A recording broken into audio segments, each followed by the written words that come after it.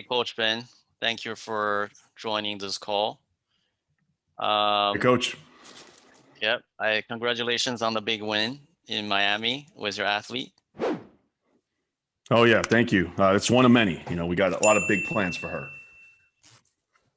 Great. So I want to invite you here to talk about your experience after 12 weeks of Hyperarch fascia training.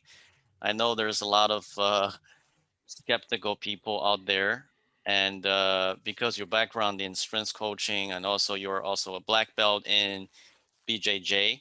So you have tried a lot of things in the past. So first, please introduce yourself a little bit and tell my audience, what is your background and what have you accomplished and who you are, basically. Sure. So my name is Coach Ben.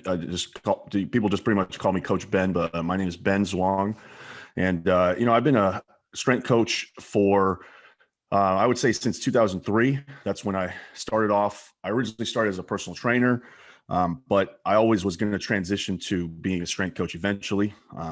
I always struggle with these introductions because I never have like a piece of paper, so I just try to remember what I can. Originally, I just worked as a trainer. I was in many years as a trainer, and I've always trained athletes. I do weight cutting for many UFC athletes, professional boxers. I'm their strength coach. I'm also kind of their overall performance coach. And for some fighters, I train them in Brazilian Jiu-Jitsu also. It just depends on the level that they're at. If they're, UFC level, they usually have like a Jiu-Jitsu specific coach, and I'm the strength coach. But I have some amateur fighters where I'm like their head coach and their Jiu-Jitsu coach and their strength coach and all that. As far as my background, I have a bachelor's and I have a CSCS.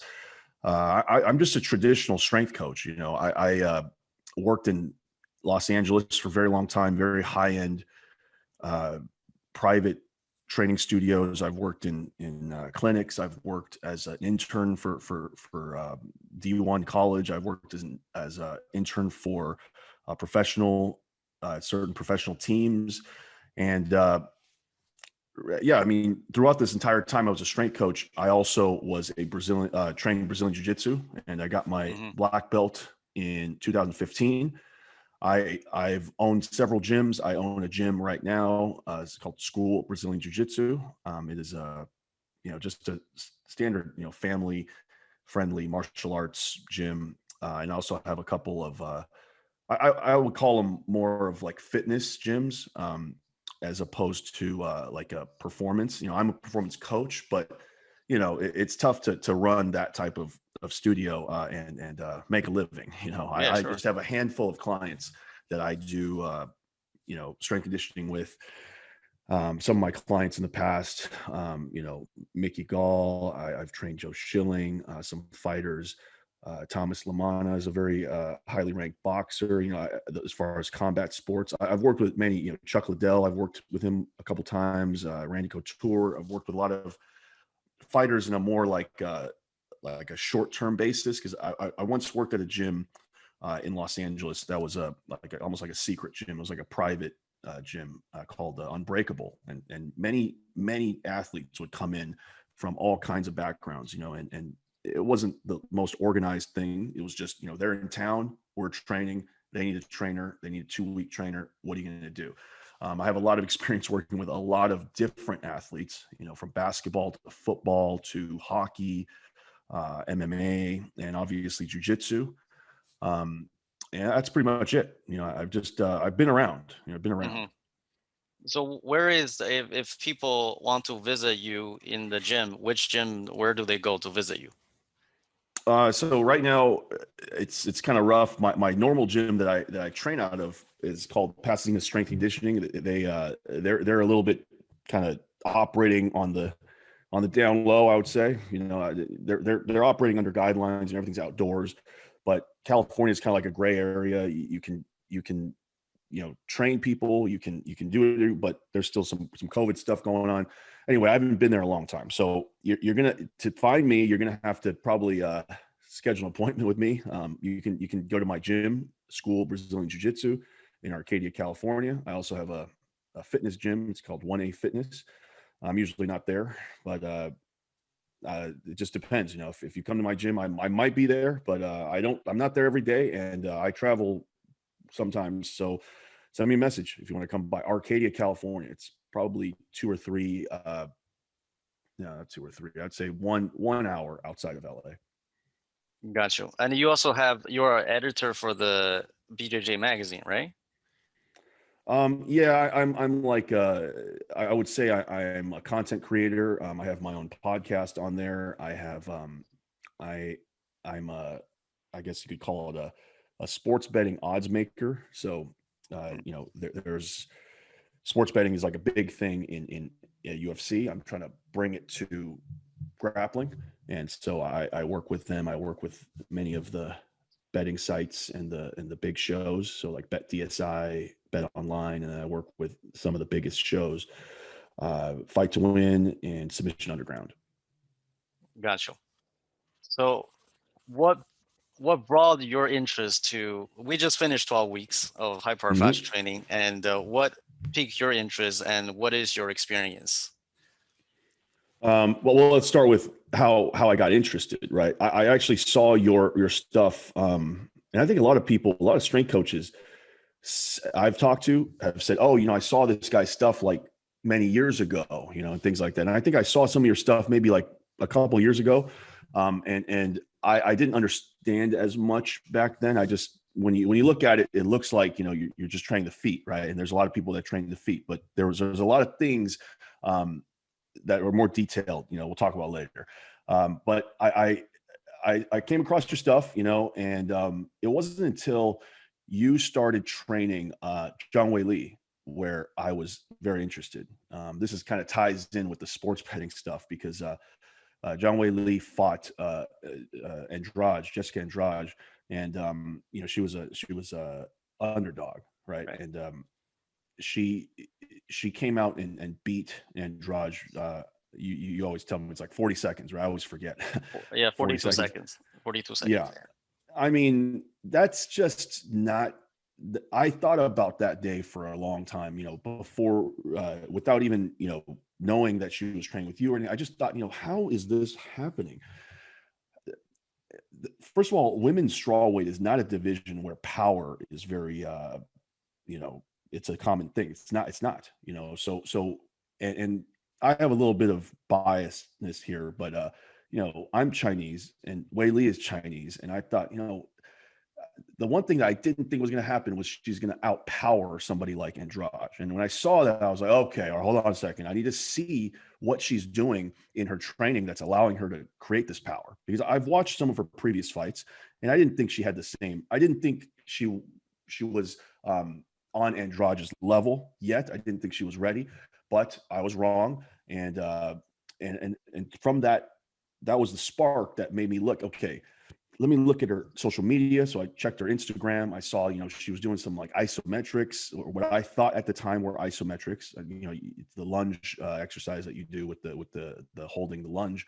I was like, that's just isometric lunge. No problem. I'll do a little bit of it on my own. I tried to recreate it on my own in the form of just an isometric lunge. I didn't know what it was. From there, I just thought, something's weird. It's not quite, I'm not getting too much better with this. And I tried some of your other stuff.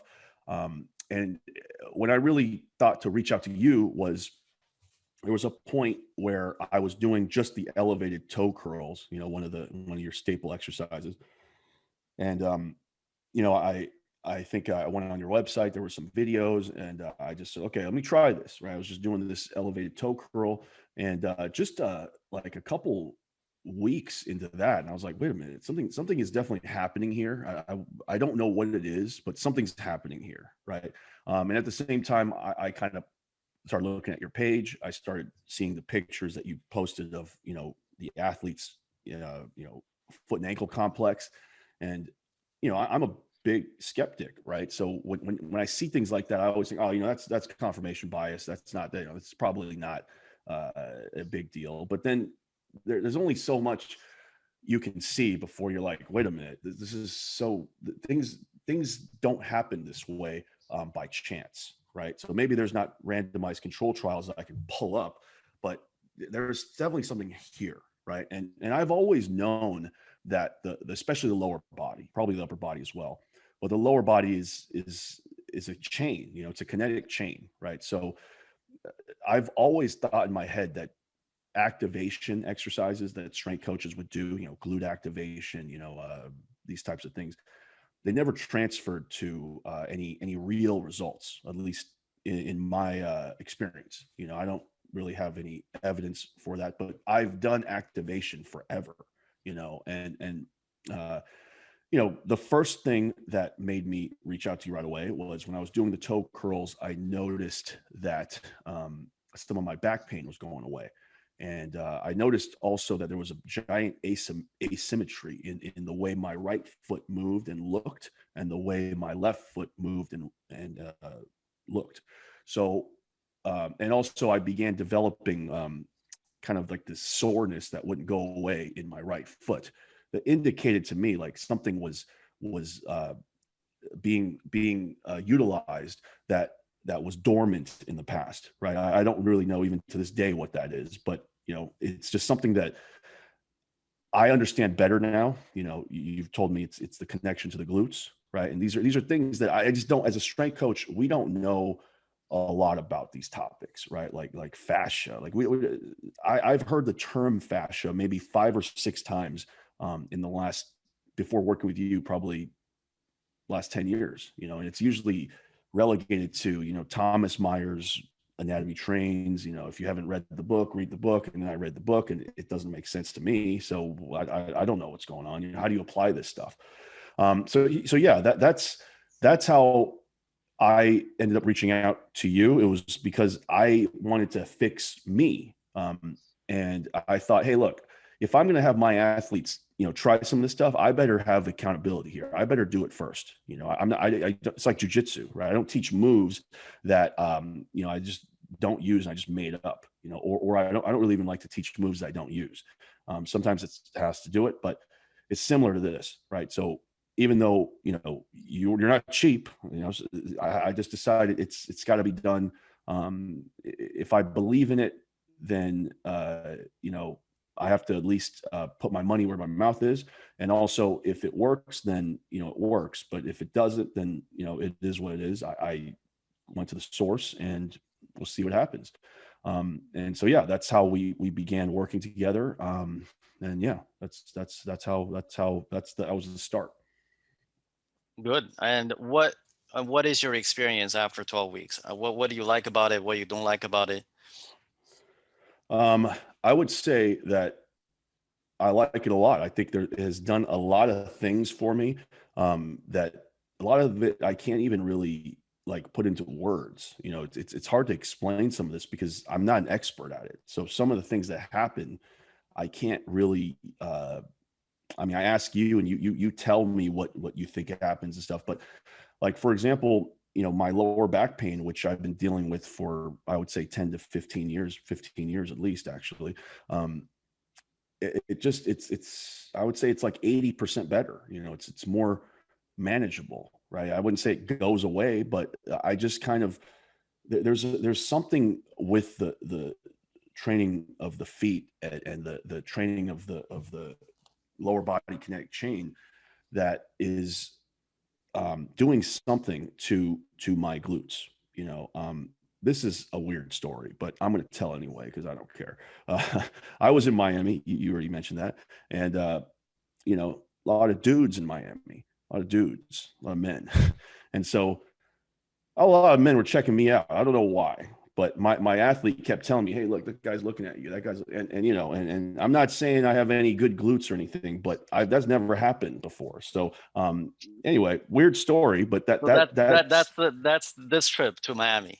that was this trip. Yeah, I had a few men in Miami give me a couple words, and it's all good. I'm flattered, not gay or anything, but anyway, and I noticed like the shape of my glutes also kind of changed too. And this is coming from somebody that's done a million band walks. I used to do banded squats, everything was bands and whatnot.